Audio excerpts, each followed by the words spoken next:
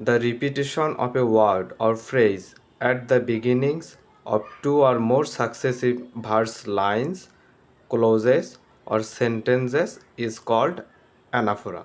অর্থাৎ যখন কোনো ওয়ার্ড বা ফ্রেজ ধারাবাহিকভাবে দুই বা ততোধিক লাইনের শুরুতে এর পুনরাবৃত্তি ঘটবে বা রিপিটেশন হবে, এই পুনরাবৃত্তি বা রিপিটেশনকেই বলা হবে অ্যানাফোরা।